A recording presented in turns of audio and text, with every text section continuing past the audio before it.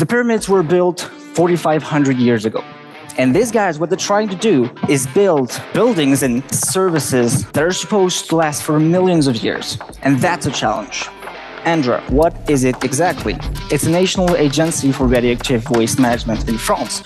Their job is to take that radioactive stuff and manage it in the safest way possible for short-lived, so I'm talking years, tens of years, hundreds of years, to long-lived. And long-lived is millions of years. They already have some centers, and so they have to manage them so that it's safer for the environment and for the people in France and in the world.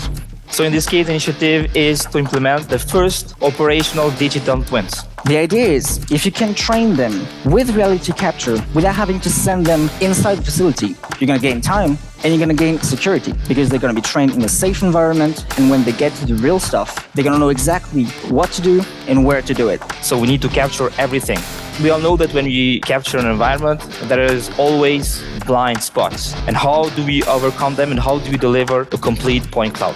So they took more than 3,000 images in order to produce a point cloud and merge it with the original data produced by Faro. By doing this, they were able to produce 100% complete point cloud. Is being hosted and shared on Atis Cloud. So we are the core tool for point cloud management in nuclear waste management in France. The project is still ongoing. So far, it's a great success. We're getting more and more confident that in the future years, we'll be able to make these facilities and document them in a way that we won't have to go all the way to, as we did with the pyramids, rediscover everything. We'll be able to keep the data and just pass it on from generation to generation. My name is Albion, tech leader of Atis Cloud, cloud solution to host, share, and give life to point clouds, but not only. And I'm here today with my colleague Alexis, customer success manager. And today we're going to talk for a very important topic and interesting as well, waste nuclear management in France, Andra's reality capture initiative, revolutionizing spaces. Before going on to that, we would like to thank you first for making this event such a great success, and as well Matthew and his crew, the RCN team. So please, let's give a round of applause for them.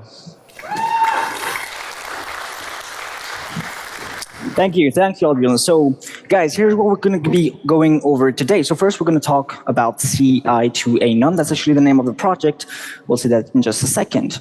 Then we'll talk about Andra. What actually is that? We'll talk about the use case. That's what you're here for, basically. Then we'll talk about the benefits of digital twins and some experience feedback to finish. So, what is CA2A NUM? It is a project that is managed by Andra, and the objective is to create two digital twins, one of the CSA and one of the CIRID. We'll talk about that in just a second.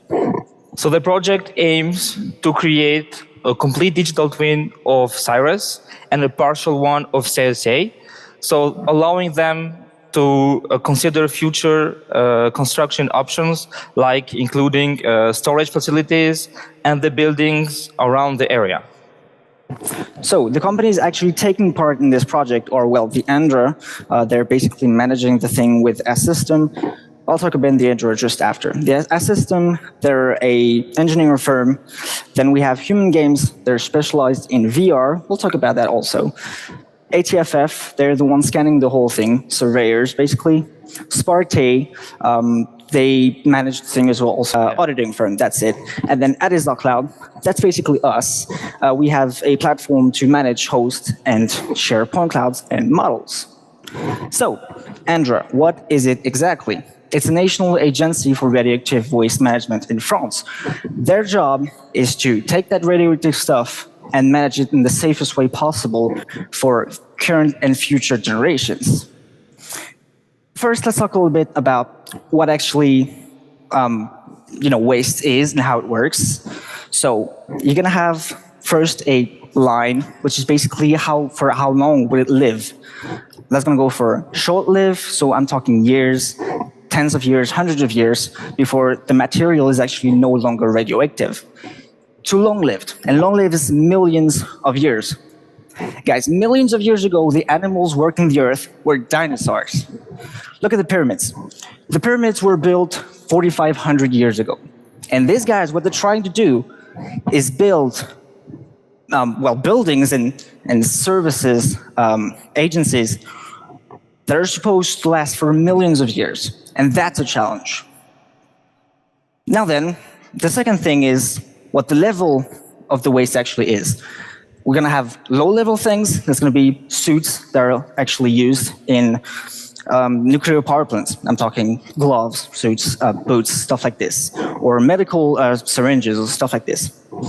We're going to have some medium stuff, some medium waste.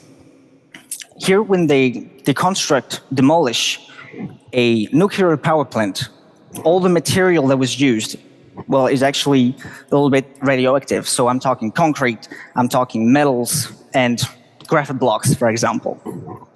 And then we have some high-level stuff.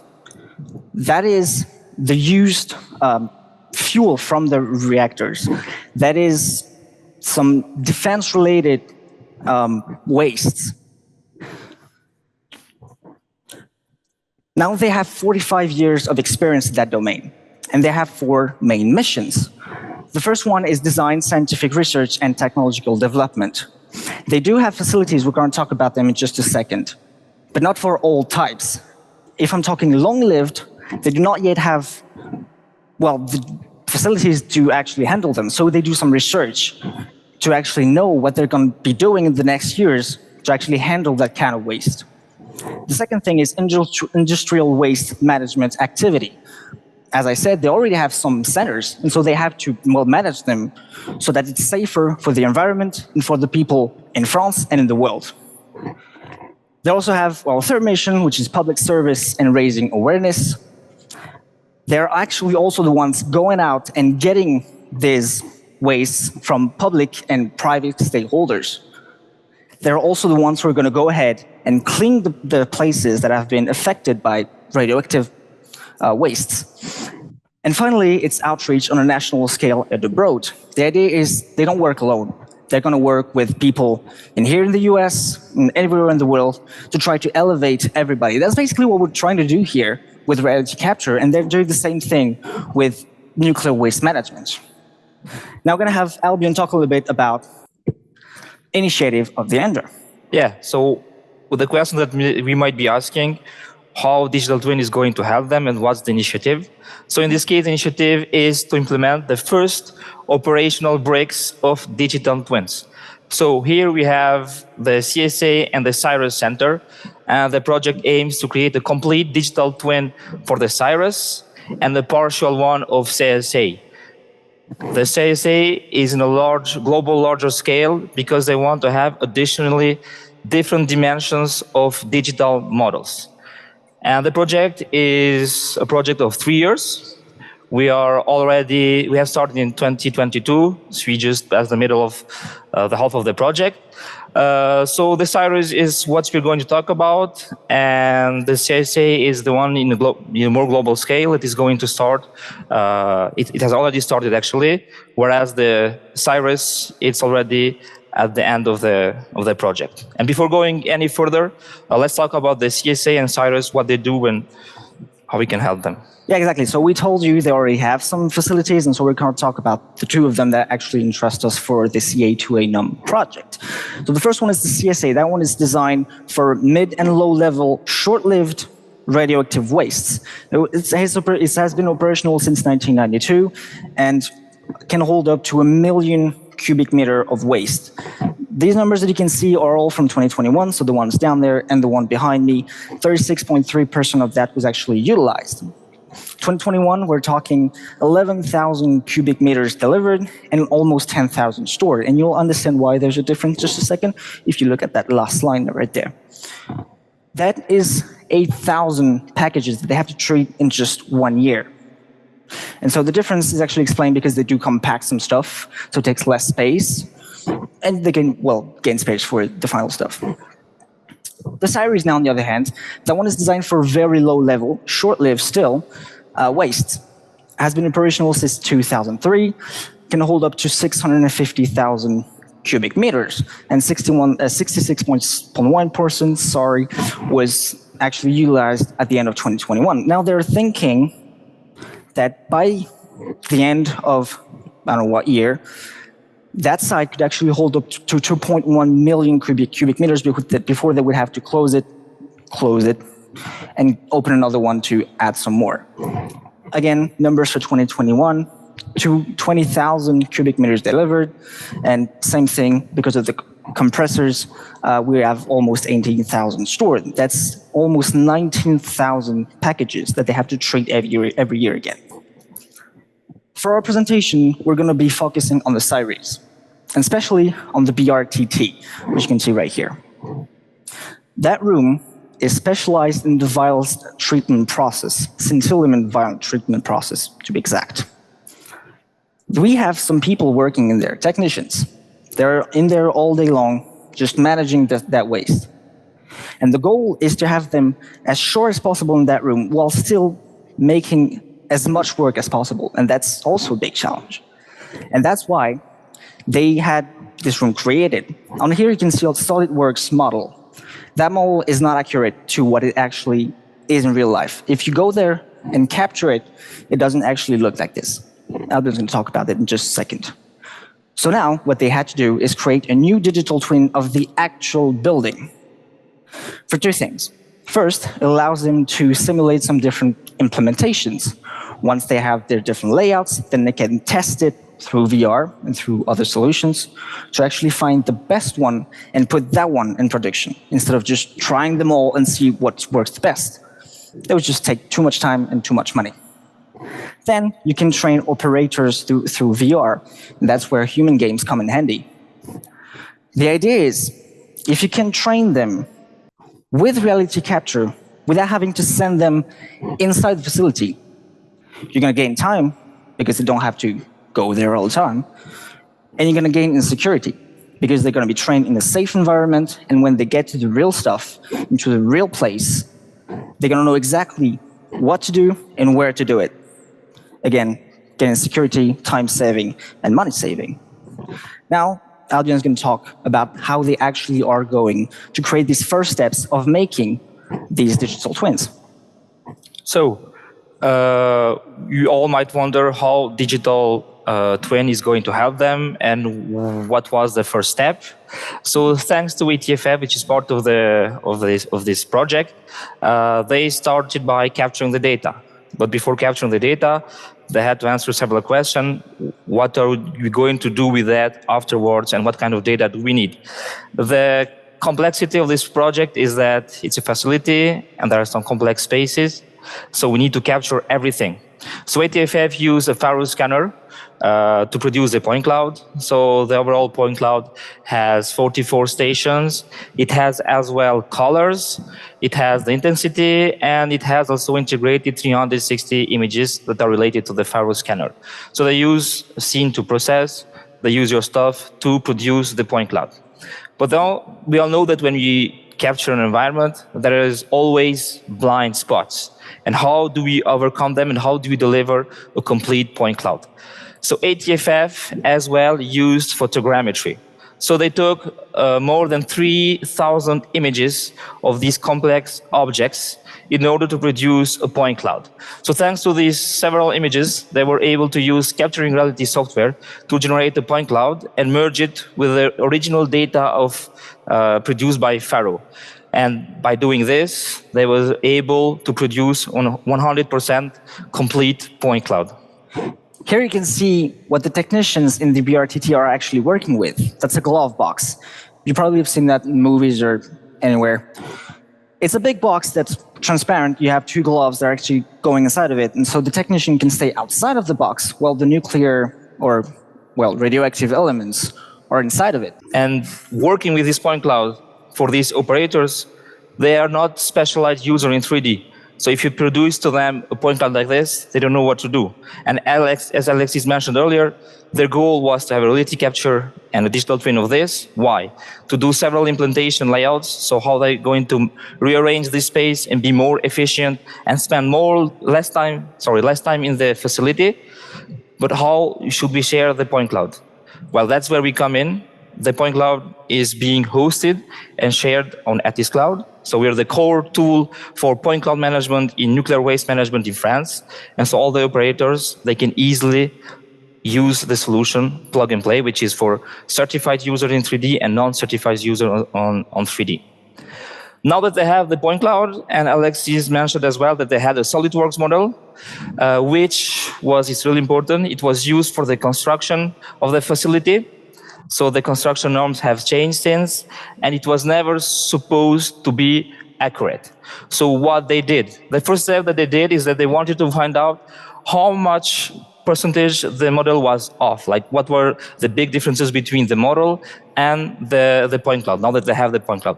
So again, they used Atis Cloud to do this, to do their analysis. So we were able to find the percentage at what point the model was off. And there were several things going wrong. For example, the extraction pipes we can see here in the BIM model, it was not like the real life, so upside down. So we were able to do this simple analysis and document them just to make sure and understand their existing BIM model. So this was actually anticipated, so it's all documented on the platform. And the next step, okay, now we have the point cloud, we have analyzed the BIM model, now we need to do several implementation layouts.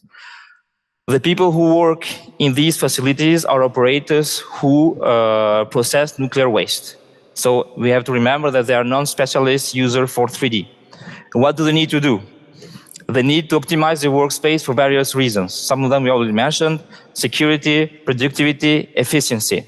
So the question that might ask, okay, how can these users do that? So Alexis, in your opinion, do you think that we need all the time CAD models to do this kind of implementation layouts? Well, no, Albion. I don't think we always need to have a model. Here, again, we're talking to people who know nothing about point clouds or ready capture. That's not their job. They're just trying to figure out how to work best and to visualize it. And well, in my opinion, the point cloud is precise first. If you're going to go ahead and try to be exact about something, point cloud is the way to go, because as we've seen, the model can be off. The point cloud shouldn't be off, and it's never off. And also, you're going to have color. And again, to somebody who knows nothing about CAD models and stuff like that, if you're just seeing the thing with color and with VR, then you can actually anticipate when you're going to be there and, well, prepare the next steps. Yeah.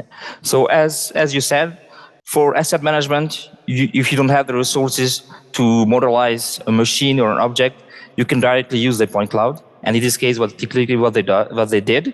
And as you guys can imagine, we cannot show you the real implementation layout. So the video that we're seeing here is just a simulation of the process that they did in the same facility. And they used, again, our solution to do that. And they run several implementation layouts to find the most efficient one that works for them. Now that we talked about the implementation layouts, how they can win time, the other question is, what is the digital twin target for them? We know that digital twin is a large aspect, and we have been talking about that since Tuesday. So what it is for them? Is it a point cloud, 3D model, PBS 3D structure, photo 360 image, or GIS data? To do the twin, you need the data. So in this case, their target is to have a Revit model of their facility. So for those that do Revit modeling, you all know the struggles of going through recap project, sending the data, and then at the end of the day, chunking the data or trying to decimate it in order to go through Revit and do the modeling. So in this case, what they did, they used our Revit plugin to directly stream this point cloud on their Revit software. And when you do this kind of modeling, and especially this facility with some blind spots and hard areas to access, you need to have the recap project to look the image, take measurements, and better understand what you're doing. Well, with the Revit streaming, you can as well synchronize the 360 images. That's what they exactly did, and that's what they're actually doing right now at the end of the project for the Cyrus. So they are able to synchronize the images and have all the information they need and only focus their time on modeling and providing the Revit model. The benefits of digital twin in this case. There are lots of benefits because we should never forget that this is for the operators that work on the field and as well those that exploit the data within the center. So the benefits are better understanding of the existing environment, because it's really important for them, if anything goes wrong, to know exactly how the environment was. Also, a better coordination for the operators. It's a plug-and-play tool. They can easily access the data and do simple measurements and check the implementation layouts. They are getting more efficient in terms of implementation layouts, because they're increasing the productivity, and by reducing the overall time on these centers. And by giving this data to them, they're having other options. Some of them Alexis already mentioned. VR training, which is really important to them, asset documentation, and what they're thinking of is as well monitor and link different sensors to this data to directly have an updated feedback. The experience feedback. The project is still ongoing, as I mentioned earlier, 3 years. So far, it's a great success. Why? Because all the operators on the field and those that expose the data are already using this point cloud and what they're producing. And this is only the first step towards the digital twin, because the end goal is to provide this on all the centers, and hopefully in the coming years they can use this example and reproduce it in other centers. Yeah, we're getting more and more confident. Then I talked earlier about the facilities that they not already have. We're getting more and more confident that in the future years we'll be able to make these facilities and document them in a way that we won't have to go all the way to, as we did with the pyramids, rediscover everything. We'll be able to keep the data and just pass it on from generation to generation. Once again, I would like to thank the Andra and all the stakeholders, the companies, and the teams behind them for, well, that project and allowing us to do this presentation. If you guys want some more information, you can find us on the second floor, booth 11, or just send us an email, whatever. And finally, thank you also to Matthew and the RCN team, again, for hosting this third year, and to you guys for being here. Take care and see you soon. Thank you.